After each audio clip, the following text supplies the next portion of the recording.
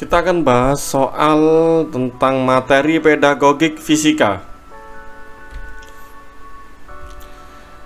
Baik, ini info kelulusan saya, semoga juga menular ke Bapak Ibu semua. Seorang guru fisika hendak melakukan perbaikan pembelajaran dengan penelitian tindakan kelas. Saran yang paling tepat untuk guru yang hendak melakukan penelitian tindakan kelas adalah, perlu diingat lagi Bapak Ibu mengenai konsep penelitian tindakan kelas. Tujuannya adalah perbaikan pembelajaran dari yang kurang baik agar menjadi lebih baik. Apakah selalu lebih baik? Ya, belum tentu. Semua bergantung pada banyak hal. Oke, jadi intinya tujuan utamanya adalah menyelesaikan masalah. Namanya penelitian mesti pengennya menyelesaikan masalah. Nah, kita sudah dapat kata kunci penelitian tindakan kelas mengenai menyelesaikan masalah. Berarti kira-kira jawabannya yang mana Bapak Ibu? Apakah A? Ini ada guru lain, ngapain gitu? Tanpa proses. Wah, kalau ada kata-kata yang sudah nggak nyambung kayak gini pasti salah. Model pembelajaran yang pernah diterapkan oleh guru lain, padahal karakteristik siswanya berbeda. Dari sini sudah kelihatan jelas ini salah. Apalagi ini coba-coba, berarti jawabannya yang E. Ada kata-kata perbaikan berdasarkan masalah di kelas. Itu, jadi kita harus tahu namanya kata kunci. Ada guru fisika yang harus mengajar di daerah, ingin merancang kegiatan belajar sehingga mencapai tujuan pembelajaran yang lebih baik. Bapak Ibu bisa membayangkan ya, mengajar di daerah. Yang jelas minim fasilitas, nggak ada alat-alat lab, kemungkinan juga minim sinyal, dan juga bisa dibayangkan di sana muridnya juga minat belajarnya kurang. Kita bisa membayangkannya seperti itu. Guru ini akan mengajarkan materi kecepatan gerak benda. Sebagai guru profesional, pengalaman belajar mana yang sebaiknya tidak menjadi prioritas? Apakah ini menentukan kecepatan aliran air di selokan? Wah, selokan ini adalah teman-temannya anak-anak banget ini. Membuat mobil mainan yang digerakkan dengan balon. Melombakan mobil siapa yang tercepat. Oh, ini seru ya nanti. Jadi ada beberapa mobil, anak akan kita ajak untuk menganalisis mobil mana yang tercepat. Apakah yang balonnya besar atau balonnya kecil? Apakah mobil yang berat atau masanya besar, ataukah yang masanya ringan? Atau dari segi model yang seperti apa yang membuat mobil yang paling cepat? Ini pasti seru.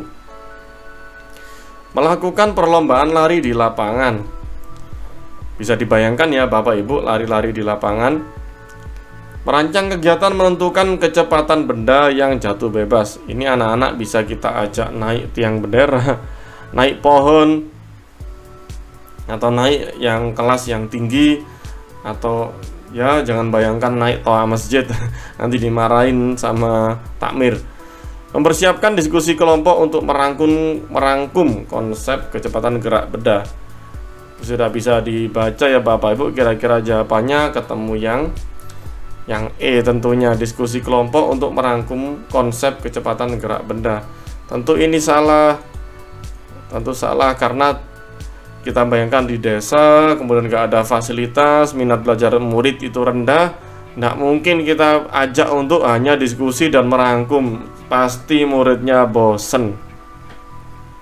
Jelas butuh murid yang harus gerak-gerak, harus praktek, harus lomba gitu. Pokoknya bagaimana cara kita membentuk kelas menjadi seru. Nah, tentu E ini sangat-sangat tidak untuk dilakukan. Ya, di daerah kita diskusi ngapain, apalagi ngerangkum. Sangat-sangat tidak membuat siswa tertarik, nantinya malah jadi bosen.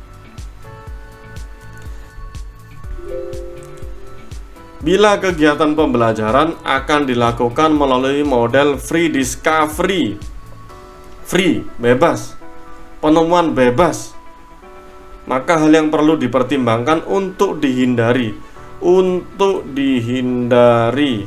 Jadi ini free, tidak ada pembimbingan.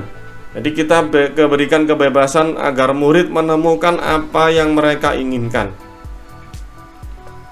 Apakah A, memberikan kebebasan kepada siswa melakukan langkah percobaan? Apakah B, menuntun langkah demi langkah eksperimen agar eksperimen tidak gagal? C, mendiskusikan hasil pengamatan bersama kelompok lain? D, mempresentasikan hasil percobaan kepada kelompok lain? E, menyediakan tabel data yang harus diisi dan contoh analisis datanya. Oke Bapak Ibu, ini adalah free discovery. Siswa dibiarkan untuk menemukan sesuatu sesuai dengan tujuan pembelajaran. Jadi ini model free discovery dilakukan oleh siswa yang kategorinya dewasa, kelas 12, kelas 11, atau mungkin mahasiswa. Nggak mungkin kita lakukan ini untuk tingkatan SD. Maka yang perlu dihindari berarti yang terguided, yang terbimbing, yang harus dihindari, yaitu adalah yang B, menuntun langkah demi langkah agar eksperimen tidak gagal. Ini dilakukan sebagai guided discovery atau penemuan yang terbimbing, bukan penemuan yang free, agar tercapai satu tujuan. Nah, jadi A, C, D, dan E adalah memberikan kebebasan. Tapi yang B memberikan sebuah kurungan, yaitu guided discovery. Tapi bukan berarti guided discovery ini buruk, nggak mesti. Yang jelas ini sesuai dengan tujuan pembelajaran. Oke, gitu ya. Jadi free itu bebas. Jadi mana yang nggak bebas? Tentu yang B, karena ini guru sangat aktif dalam menentukan langkah demi langkah eksperimen agar tidak gagal. Oke, untuk menilai laporan hasil eksperimen. Siswa, ini ya, seorang guru fisika perlu ngapain? Apakah A, mempersiapkan laporan standar, mengembangkan pedoman yang benar dari eksperimen. Jadi eksperimen dulu terus buat pedoman. C, menyusun jadwal penilaian dan laporan. D, menyusun rubrik. E, membuat kunci jawaban. Oke, kira-kira kalau laporan yang paling cocok adalah, ya tentu jawabannya adalah D, menyusun rubrik. Kenapa rubrik? Ya karena rubrik itu masih cakupannya lebih luas. Sesuai tujuan pembelajaran. Dan ini perlu disampaikan nanti rubriknya. Anak-anak, nanti rubriknya kayak gini. Silakan membuat laporan sesuai kreasi kalian, yang penting tidak keluar dari rubrik. Jadi cakupannya lebih luas, jadi siswa juga bisa lebih kreatif membuat laporannya dan tidak keluar dari tujuan. Kenapa enggak E? Kalau E itu sangat-sangat membatasi dalam hal menjawab. Kalau tidak sesuai kunci ini, maka salah. Berbeda dengan rubrik. Rubrik ini sifatnya lebih luas ya, lingkar pandangnya itu lebih luas, tidak mengerucut pada 1-2 jawaban. Oke, apalagi yang B ya, tentu ini gurunya kurang bijak. Setelah ada beberapa laporan baru dia nulis pedoman jawaban atau rubrik. Ini namanya nggak adil nanti. Ini dia akan terpacu pada 1-2 laporan untuk sebagai acuan penilaian laporan lainnya. Ini tidak menunjukkan guru yang adil. Dalam membelajarkan konsep perpindahan kalor secara konduksi, guru menggunakan model discovery learning, penemuan, menyelidiki berbagai bahan yang memiliki konduktivitas berbeda. Rancangan kegiatan dalam tahap pengumpulan data, praktikum atau pada K13 itu mencoba, pendekatan saintifik di bagian mencoba. Yang paling tepat adalah di sini berarti kita harus bayangkan ada beberapa benda dengan konduktivitas berbeda. Misalkan ada besi, tembaga, ada baja, ada kuningan dan seterusnya. Dan kita harus mengingat di sini perpindahan kalor secara konduksi. Rumusnya apa? Rumusnya yaitu H sama dengan, ini sorry agak jelek karena pakai mouse, K A gitu delta T. Seingat saya seperti ini. Mungkin kalau nanti ada revisi Bapak Ibu bisa merevisi. H sama dengan KA delta T. H sama dengan KA delta T. A bisa kita ukur pakai, misalkan pakai penggaris ya, namanya luas. Delta T perubahan suhu bisa kita ukur dengan termometer. Tapi K, untuk murid SMA yang awam, peneliti awam, maka K ini harus diberikan datanya. Kalau nggak diberikan, maka siswa harus berinisiatif untuk mencari nilai K dari masing-masing bahan. Oke, dari sini jelas ya, jawabannya adalah, Bapak Ibu bisa membaca satu persatu secara cepat. Ya, kalau menurut saya jawabannya tentu yang B. Anak-anak harus tahu data konduktivitas kalor dulu, baru ada percobaannya, baru dipanaskan gitu kan, dipanaskan, delta T-nya berapa, ketemulah hanya berapa, kayak begitu. Ini kalau saya baca, ada yang hampir benar, hampir bisa menjebak kita. Melakukan percobaan dengan berbagai bahan logam, memanaskan satu ujungnya, lalu mencari hubungan antara lamanya pemanasan dengan perbedaan suhu ujungnya. Ini kalau kita nggak teliti, ini seakan-akan benar, padahal salah. Ya kalau kita langsung lihat sih, oh ternyata semakin lama benda dipanaskan, nanti suhunya akan semakin banyak naik, semakin cepat naik, dan seterusnya. Tapi ini nggak masuk ke dalam konsep perpindahan kalor. Apalagi ini ada secara konduksi ya, tidak cocok dengan konsep perpindahan kalor secara konduksi. Oke, ini hanya hubungan antara lama dengan perbedaan suhu. Ini nggak cocok dengan konsepnya. Jadi begitu, perlu sangat berhati-hati, cepat namun benar. Perlu diingat 180 menit itu ngerjakan 120 soal dengan soal yang begitu kompleks seperti ini, bacaannya banyak. Nanti ada yang belum ada yang studi kasus panjang gitu, pilihannya juga banyak. Nah, itu akan membuat Bapak Ibu pusing nanti. Tapi kalau banyak belajar, sudah terbiasa membaca soal-soal pedagogik, saya yakin nggak sampai 1 menit bisa tuntas, bisa selesai dengan benar, dengan teliti.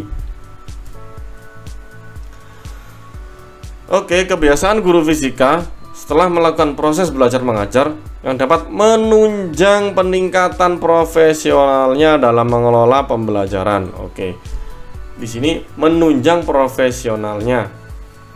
Kalau kita ingat-ingat, kalau saya bukan pegawai negeri ya, tapi kalau diingat-ingat di angka kredit itu untuk meningkatkan ini, itu ada namanya PTK kan Bapak Ibu. PTK itu kita disuruh menganalisa apa kesalahan kita dalam mengajar, mana yang kira-kira perlu diperbaiki, mana yang kira-kira perlu ditingkatkan, apalagi yang harus bisa dicapai, teori apa yang mendukung pembelajaran seperti ini, kalau karakteristik seperti ini kita harus melakukan apa. Itu ada namanya PTK kalau di pegawai negeri, di ASN. Maka harus apa di sini untuk menunjang peningkatan profesionalnya? Berarti ya harus melihat kembali perjalanan pembelajaran dan mengidentifikasi proses belajar yang perlu mendapat perhatian. Nah, ini nanti untuk peningkatan profesional akan melakukan penelitian tindakan kelas.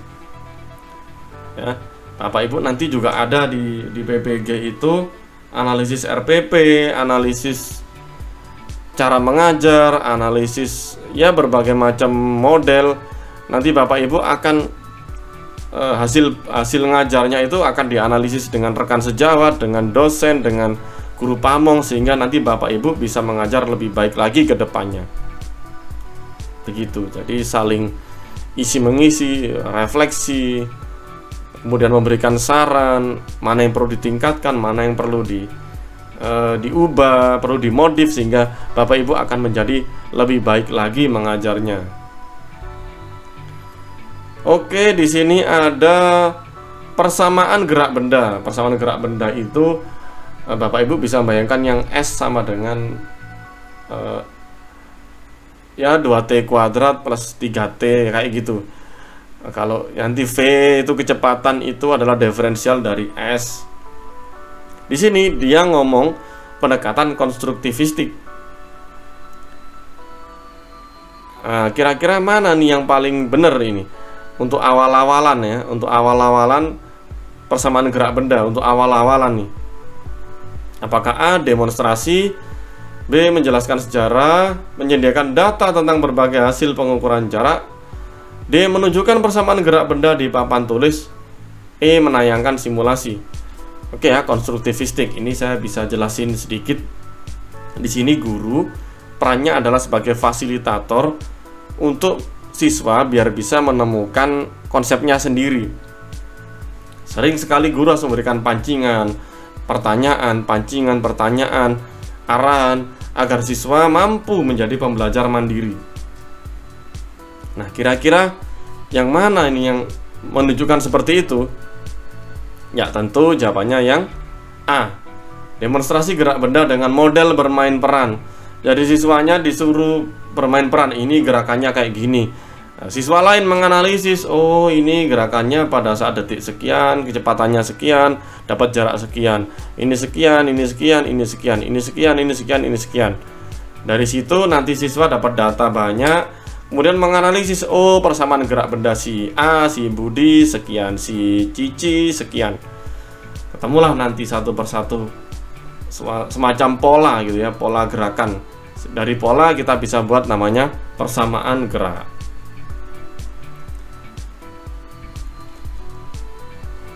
Untuk menilai aspek keterampilan kerja ilmiah, yang paling tepat dilakukan guru fisika adalah ini kerja ilmiah. Ya kita nggak perlu mikir terlalu jauh, terlalu jelimet ya. Ini gampang. Tentu yang jawabannya adalah tes kinerja. Tes tertulis untuk nilai pengetahuan, sikap, portofolio juga ini termasuk keterampilan karena ini kumpulan hasil karya, hasil kerja selama beberapa dekade, selama beberapa rentang.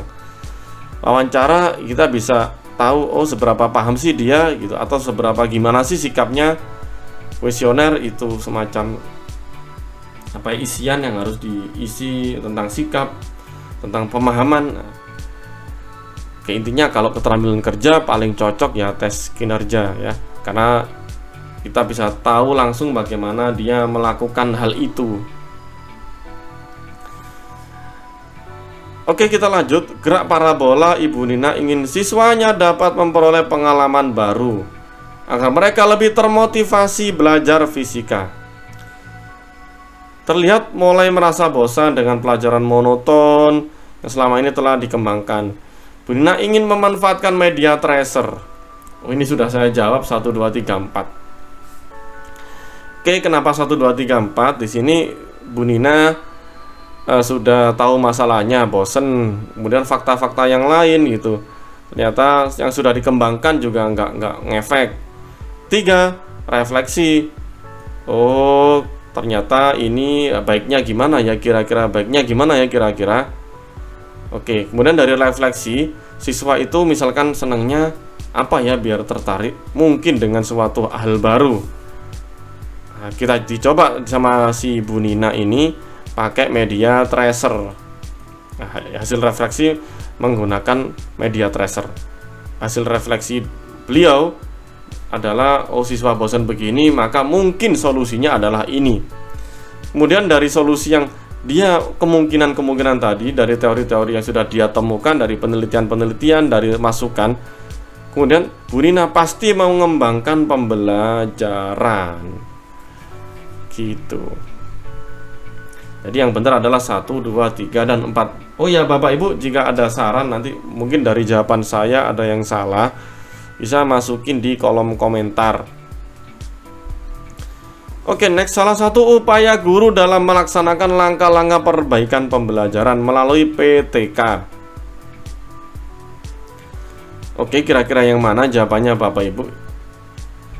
Ya, kalau saya yang C. Evaluasi rancangan, identifikasi tindakan, mengatasi kelemahan pembelajaran di kelas. Ini ya. Jadi yang C. Evaluasi dulu, gimana sih rancanganku yang dulu? oh, kira-kira tindakan apa yang akan saya lakukan. Kemudian di kelas itu dia langsung mengatasi kelemahannya gitu dari beberapa masalah yang sudah ada. Nanti kalau ada yang salah bisa diingatkan saya Bapak Ibu di kolom komentar. Seorang guru fisika akan menerapkan model pembelajaran induktif.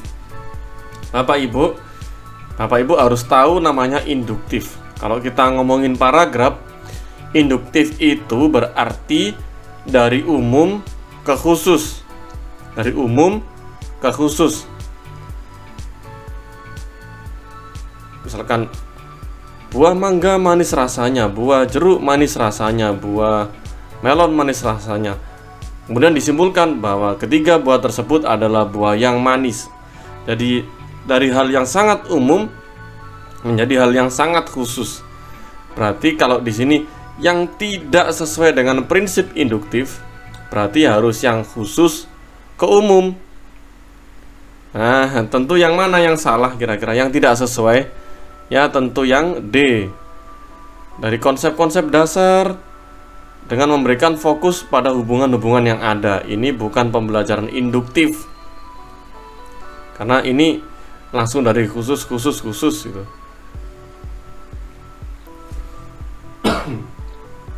Oke, kita next. Model guided discovery yang perlu dipertimbangkan untuk dihindari. Berarti guided discovery berarti yang harus kita bayangkan di otak kita adalah murid atau siswa ini kita bimbing betul-betul secara detail. Maka yang harus dihindari tentu yang B, diberikan kebebasan. Ini jelas salah. Siswa harus kita bimbing betul-betul agar sesuai dengan tujuan yang dicapai. Ini sudah jelas salah, diberikan kebebasan. Kalau ini free discovery atau free discovery, ini benar diberikan kebebasan. Kita lihat di sini, A menyediakan tabel data, harus diisi contoh analisisnya biar siswa itu sesuai dengan panduan. Kita cek lagi yang C, menuntun langkah demi langkah. Betul ya, namanya menuntun pasti terguided, terbimbing. Mendiskusikan hasil pengamatan. Mendiskusikan hasil pengamatan bersama kelompok lain. Nah, ini nggak perlu dihindari karena memang hal seperti ini pasti harus ada dalam pembelajaran guided discovery. E, mempresentasikan hasil percobaan. Nah, ini juga pasti ada. Ya, pasti diakhiri dengan presentasi. Yang perlu untuk dihindari tentu memberikan kebebasan. Namanya guided berarti harus terbimbing, harus terpola, harus terfasilitasi one by one, satu sampai detail agar tujuan pembelajarannya tercapai. Teori relativitas khusus guru fisika pada awal pembelajaran konstruktivistik. Berarti apa yang harus dilakukan guru untuk memancing siswa agar tahu, agar siswa itu tertarik agar sampai guru nggak ngasih tahu. Berarti yang harus dilakukan adalah apakah demonstrasi, apakah menjelaskan. Ini sudah ngasih tahu ya, ini sudah jelas salah, ini ngasih tahu. Gerak relatif benda menggunakan animasi ini juga sudah ngasih tahu. Antara dua benda yang bergerak satu sama lain ini juga sudah ngasih tahu. Teknologi gerak pesawat mendekati kecepatan cahaya ini juga jelas ngasih tahu. Yang tidak ngasih tahu ini malah bertanya, menanyakan kepada siswa apakah yang dimaksud gerak relatif. Oke, ternyata jawabannya yang E ya. Dia nggak ngasih tahu, malah menanya. Dengan pertanyaan ini siswa akan semoga terpancing untuk mencari tahu. Mengorganisasi bahan ajar sebelum pembelajaran. Maka yang dielaborasi adalah, nah ini yang perlu dipikirkan ya sebelum membuat bahan nih, sebelum membuat bahan yang diberikan ke siswa. Apa yang harus dilakukan? Apakah yang biasa ditanyakan pada UN? Oke, ini sekarang kita sudah nggak ada UN. Apakah seluruh konsep dielaborasi? Enggak juga. Konsep yang menunjang pencapaian kompetensi belajar. Wow, konsep yang menunjang pencapaian kompetensi belajar. Ini secara umum ya bisa jadi benar, tapi ini kalau kita lakukan, bahan ajar kita tentu akan sangat tebel. Konsep yang menunjang pencapaian kompetensi belajar, tentu begitu banyak konsep sebenarnya untuk mempelajari suatu malah kalau dalam pembelajaran itu kita perlu ada batasan-batasan. Jadi kurang benar konsep dan yang sangat ia kuasai dan senangi ini juga malah nggak benar. Ini sesuai dengan keinginan guru. Nah, yang benar tentu ini nih. Konsep yang biasanya banyak terjadi miskonsepsi. Nah, miskonsepsi atau salah konsep ini harus terorganisasi dahulu, apa istilahnya ya? Ini harus terbina dahulu nih. Misalkan tahun lalu yang salah konsep ini. Nah, guru harus punya inisiatif untuk membuat bahan ajar agar tidak salah konsep di sini. Maka itu mungkin bisa dimunculkan di awal. Oh, ini kesalahan konsepnya ini. Itu yang kita elaborasi harusnya yang konsep yang biasanya terjadi miskonsepsi.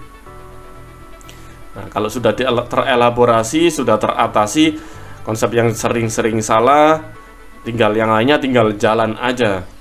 Mungkin gitu ya. Kalau sudah jalan enak gitu. Kalau yang miskonsepsi sudah teratasi, tinggal yang normal-normal aja yang perlu ditambah, diajarkan meskipun tidak sebanyak yang miskonsepsi. Oke. Dapat pertanyaan dari penjual es. Kalau es balok ini saya tutup dengan aluminium foil, apakah bisa bertahan lebih lama bila dibandingkan dengan ditutup dengan karung goni?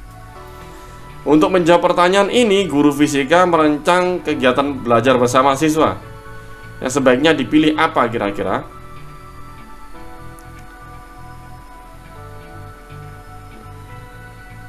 Ya, kira-kira yang mana? Tentu yang C ya. Kenapa C? Oke, kita harus ingat kita menggunakan K13. Kalau bisa murid itu atau siswa itu tahu berdasarkan apa yang mereka lakukan dengan melakukan 5M: mengamati, menanya, mencoba, menganalisis, mengkomunikasikan. Jadi kalau bisa idealnya itu ke sana. Oke, dari pertanyaan masalah timbullah sebuah praktikum yang akan mereka lakukan, mencoba. Tentu jawabannya yang C ya, karena ini sudah tercakup 5M. 5M ini pasti dengan eksperimen, ini sudah ada pertanyaan, ada masalah, ada pengamatan, pasti nanti seru. Kira-kira mana nih yang menang, aluminium foil atau karung goni? Oke, dalam pembelajaran setiap kelompok merancang contoh pemanfaatkan energi angin dengan menggunakan barang bekas. Jadi kelompok ini akan memanfaatkan energi angin dengan menggunakan barang bekas. Mungkin ya ini bikin kincir angin, bikin konverter energi dari angin ke listrik meskipun kecil. Nah, ini kemungkinannya seperti itu. Kita bisa bayangkan ada hasil satu kelompok yang menurut kelompok lain hasilnya kurang baik. Oke, satu kelompok ini, kamu nggak baik, ini hasilmu kurang misalkan kurang indah atau kurang hiasan. Dan kelompok lain juga mengejeknya. Jadi satu kelompok itu dibuat bully-bulian. Tindakan yang tidak dilakukan oleh seorang guru fisika adalah mengajak seluruh kelompok untuk menuliskan hal positif. Nah, ini kita melihat hal positifnya daripada negatifnya. Positif, nanti siswa akan belajar dari positifnya teman. Tentu ini bagus. Karena bagus mestinya salah. Karena bagus salah, karena tidak dilakukan. Mengalihkan perhatian siswa lain agar siswa dengan sendirinya tidak mengganggu lagi. Oke, ini yang sudah mengganggu dibiarkan. Ya, biarkan mengganggu. Yang tidak mengganggu dialihkan perhatiannya. Ini guru yang cuek. Kemungkinan yang salah ya tentu yang B. Ini salah. Salah tapi benar karena tidak dilakukan. Ini yang benar berarti ya. Centang kayak gini. Oke, jawabannya B. Oke, kita lanjut. Ciri seorang siswa yang mengalami kesulitan belajar. Kecuali, ini ada kecuali. tidak mewujudkan tugas-tugas perkembangan yang seharusnya. Oke, ini berarti misalkan anak itu saat SMA harus bisa mengabstraksi. Mengabstraksi itu misalkan, atau menganalogi deh, misalkan impuls. Nah, impuls apa ya, bukan impuls. Apa yang paling enak, bukan apa yang, kalau analogi paling enak kita pakai, saya biasanya pakai inersia. Ini inersia I sama dengan mr kuadrat. Oke, ini saya suka pakai ini. Oke, anak-anak kadang-kadang saya ajak begini, anak-anak, impuls inersia, sorry saya ingatnya impuls. Inersia itu adalah mr kuadrat. Inersia itu adalah lambang dari semacam kemalasan untuk bergerak. Ini sangat cocok nih pakai rumus ini, mr kuadrat. Jadi semakin besar masamu, tentu inersianya besar. Makanya orang yang agak gemuk atau besar itu pasti agak malas untuk gerak. Ini nanti yang mesti agak gemuk nanti tersinggung ini. R juga gitu. R itu jari-jari atau jarak pojok ke pusat gitu ya, gampangannya kayak gitu, meskipun nggak semua benda kayak gitu. Nanti kamu bisa lihat ya, beberapa orang yang jari-jari perutnya besar pasti nanti inersianya, kemalasannya tinggi, meskipun nggak selalu begitu, tapi kita bisa mengandaikan hal-hal yang semacam itu, membuat analogi, learning with analogi. Harusnya sudah mampu untuk melakukan itu karena tahap perkembangannya sudah operasional formal, harusnya sudah mampu, tapi dia ini tidak mampu untuk melakukan hal seperti itu, maka dia sudah mengalami kesulitan belajar. Tapi karena di sini kecuali, maka salah. Dalam batas waktu yang ditentukan, siswa tidak menguasai materi. Harusnya pada 1 bulan ini siswa belajar hukum Newton, tapi ternyata siswa nggak mampu. Sudah diberikan ini sesuai dengan kebutuhan ini ternyata murid tidak mampu untuk mencapai itu. Berarti dia mengalami kesulitan belajar, tapi karena mengalami berarti salah. Tidak berhasil mencapai tingkat penguasaan yang diperlukan sebagai prasyarat bagi pembelajaran berikutnya. Ini seperti kalau kita belajar misalkan vektor ya. Vektor itu prasyaratnya harus bisa trigonometri. Nah, ini anak nggak bisa trigonometri, otomatis nanti kalau ngerjain vektor pasti agak gradul-gradul, atau apa ya, gradul-gradul itu agak belibet gitu, nanti agak belibet. Atau gini, waktu ada pembelajaran persamaan gerak benda, kita butuh namanya prasyarat, yaitu integral dan diferensial. Kalau dia nggak mampu integral diferensial, otomatis saat belajar mengenai persamaan gerak benda sangat-sangat kesulitan. Nah, ini namanya tetap kesulitan belajar. Tidak dapat mencapai prestasi sesuai dengan tingkat intelijensinya. Padahal ini sudah dianggap mampu juara apa gitu, tapi dia nggak mampu, dia nggak menang gitu mencapai itu. Atau nggak harus menang deh, kalau mencapai ngomongin prestasi itu nggak menang deh. Harusnya secara umur, secara usia, secara waktu, proporsi sekian harusnya bisa mencapai paham hukum Newton. Harusnya usianya sudah sekian bisa paham A, itu misalkan gerak benda, persamaan gerak, tapi ternyata nggak mampu. Ini juga termasuk namanya kesulitan belajar. Tidak mengumpulkan tugas tepat waktu, ini namanya siswa males. Ini bukan ranahnya, ini bukan ranah kognitifnya yang salah, ini ranah sikapnya. Karena ini ranah sikapnya salah, maka tentu jawabannya yang E. Gitu Bapak Ibu. Memperbaiki proses pembelajaran di kelas dengan mengidentifikasi kesulitan siswa menerima pelajaran. PTK lagi. Berikut ini yang tidak perlu dilakukan oleh guru adalah, ya tentu ini kayaknya sudah kelihatan ya. Coba mungkin kita baca satu-satu. Memulai pelajaran dari yang sudah diketahui siswa. Bisa jadi benar, bisa jadi salah. Karena kalau dimulai dari yang tidak diketahui siswa, ya tentu siswa merasa, oh ini asing banget pelajaran ini. Mencari tahu sebanyak mungkin tentang kebiasaan belajar siswanya. Nah, ini bisa jadi benar. Karena nanti kalau tahu kebiasaannya, misalkan, oh yang si A ini sukanya belajar sambil bermusik, atau melakukan sebuah teori atau konsep. Nah, kemungkinan ini anaknya auditori. Kalau saya kasih kinestetik, waduh tambah nggak bisa dia, misalkan begitu. Kalau tahu banyak tentang kebiasaan belajar siswa, tentu akan tahu nih nanti kesulitannya gimana, identifikasinya gimana, pemacahannya bagaimana. Kemungkinan ini ada benernya.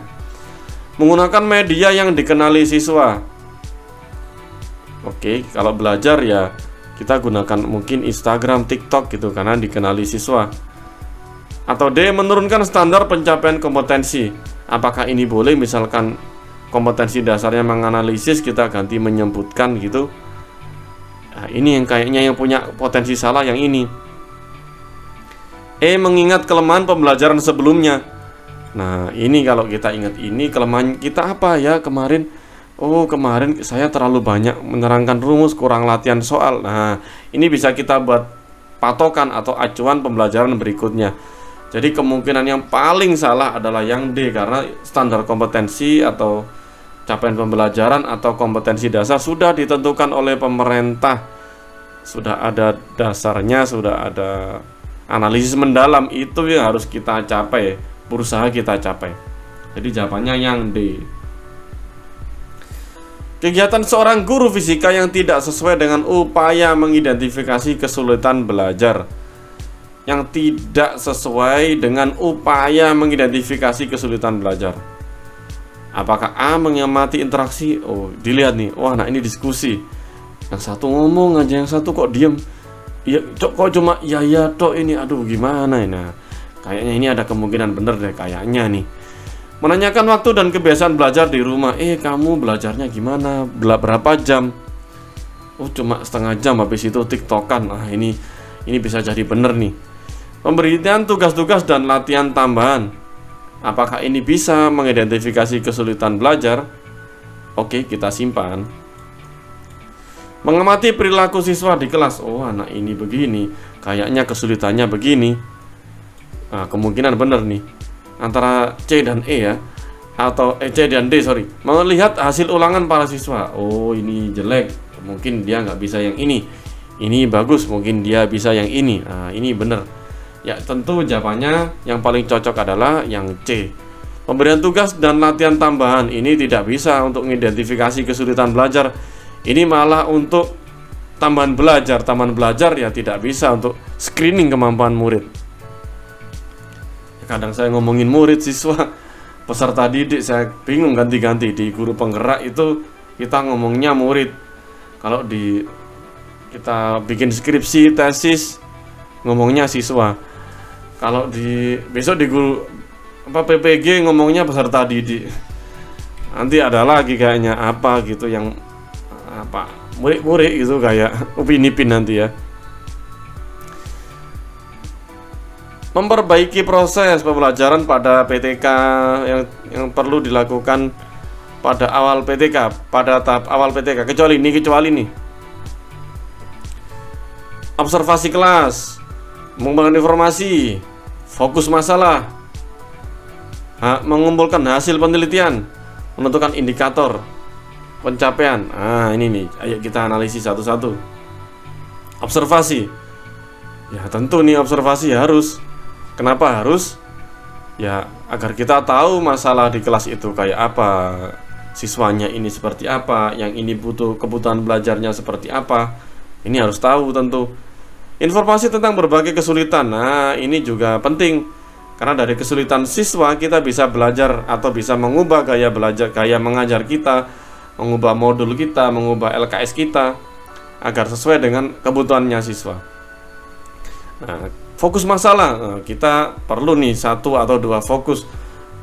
Dalam satu penelitian kita nggak mungkin menyelesaikan berbagai macam masalah. Mungkin 1 atau 2 dulu sebagai bahan acuan.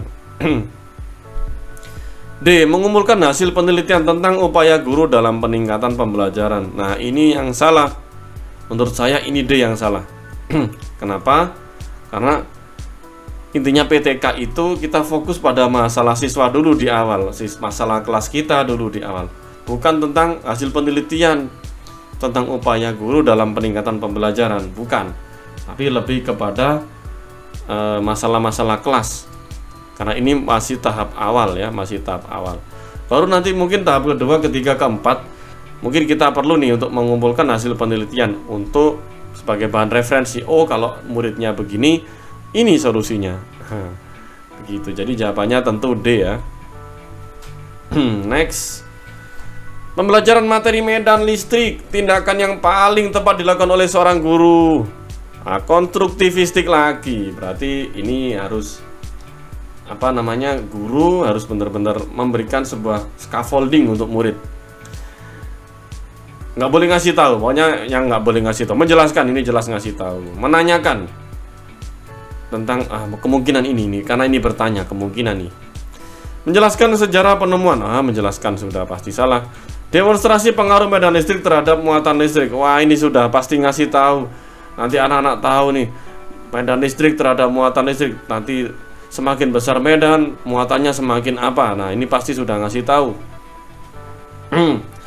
Menayangkan simulasi aliran muatan listrik dalam kawat berarus pakai namanya laboratorium virtual. Ini malah juga ngasih tahu. Ngasih tahu itu silang ya, sorry. Berarti yang tidak ngasih tahu adalah menanyakan pengalaman siswa terkait interaksi. Oke, jawabannya tentu B. Dari B nanti siswa pengalamannya seperti ini. Nah, nanti guru terus ngasih pertanyaan pancingan, kegiatan pancingan yang membuat siswa itu tertarik dan mau belajar interaksi muatan listrik, medan listrik secara mandiri, yaitu konstruktivistik. Merdeka belajar, merdeka mengajar. Memahami cara kerja ilmu fisika akan mengupayakan pembelajaran fisika yang Kalau ngomongin ilmu fisika, yang paling penting adalah pada prosesnya, proses. Jadi pada proses itu yang paling penting. Jadi bagaimana Albert Einstein menemukan berpikir tentang relativistik. Sebenarnya yang lebih penting dari itu adalah bagaimana kita mengetahui Einstein itu berpikir. Atau misalkan anak kita belajar mengenai kita belajar mengenai inersia. Oke, kira-kira ini harus dikaitkan dengan apa biar siswa ini paham? Dikaitkan dengan kemalasan orang kalau gemuk itu malas karena M-nya besar, R-nya besar jari-jarinya. Jadi tentang proses. Nanti Bapak Ibu bisa juga lihat di KSN. Kecuali tahun 2021 ya, di tahun-tahun sebelumnya itu yang diutamakan itu prosesnya, benar-benar gila Bapak Ibu. Satu soal kalau saya jelasin bisa habis 4 papan baru selesai, dan itu per poin ada nilainya. Jadi sangat-sangat mementingkan proses konsep. Maka tentu jawabannya adalah yang ada proses-prosesnya nih. Pelajaran tambahan, tidak salah. Latihan banyak ragam soal untuk sukses UN, ini sudah nggak laku Bapak Ibu. Proses pemerolehan pengetahuan, ini kemungkinan ini. Memberi penjelasan yang komprehensif sehingga siswa tidak ada pertanyaan. Ini ya malah yang seru itu belajarnya dari pertanyaan, ini jelas salah. Memberi materi yang lebih sulit dari tuntutan minimalnya. Ini untuk siswa-siswa yang expert. Tapi yang paling penting adalah proses pemerolehan pengetahuan oleh siswa itu. Makanya guru fisika itu kan senang sekali ya, jelasin turunan rumus, turunan ini. Karena ya memang di situ proses sains yang terpenting pada ilmu fisika. Jawabannya jadi yang C. Oke, next. Menggunakan peta konsep, mengecek pengetahuan awal. Kata kunci tentang topik, misalkan GLBB. Meminta siswa menuliskan konsep-konsep yang relevan. Nah, ini siswa nulis ini A, B, kok gerak lurus, gerakannya lurus, ada garisannya, misalkan. Ini akan jadi seru nih kelas ini. Kemudian membuat hubungan antara konsep dengan konsep yang disebut tindakan yang perlu dihindari. Nah, ini namanya ini awal ya, awal pembelajaran. Mestinya kalau kita memikirkan awal, konsep belum terbentuk. Guru ingin tahu kira-kira di mana sih yang perlu kita tebelin pemahamannya, kita perlu poles sedikit. Tapi di sini yang kita bahas adalah yang tidak perlu, yang perlu dihindari. Maka yang tidak boleh dilakukan guru tentu adalah, kita lihat, membenarkan peta konsep yang salah. Kayaknya A ini kayaknya. Jelas ini nggak boleh peta konsep yang salah. Kemudian tiba-tiba memberi penjelasan yang tepat pada siswa. Ini tiba-tiba belum apa-apa sudah disalah-salahin siswa. Anak-anak ini tidak begini ya, kamu harus begini. Konsepmu salah, maka push up 100 kali. Wah, itu guru zaman dulu. Oke, kayaknya jawabannya yang paling cocok untuk ini adalah yang A. Nggak boleh ya, jadi harus kita pancing sehingga siswa itu tahu konsepnya sendiri. Meskipun kenyataannya tidak seperti itu, Bapak Ibu ya. Kapan selesainya KD ini kalau enggak kalau nurutin siswa? Oke, semoga lulus Bapak Ibu. Ini adalah informasi kelulusan saya. Semoga ini bisa Bapak Ibu lihat betapa gembiranya Bapak Ibu, keluarga dan sebagainya, anak dan kolega kalau Anda semua lulus. Nah, seperti ini nanti tandanya. Oke, seperti ini nanti. Saya baru lulus Desember 2021. Semoga bermanfaat, tetap semangat. Kita akhiri. Assalamualaikum warahmatullahi wabarakatuh.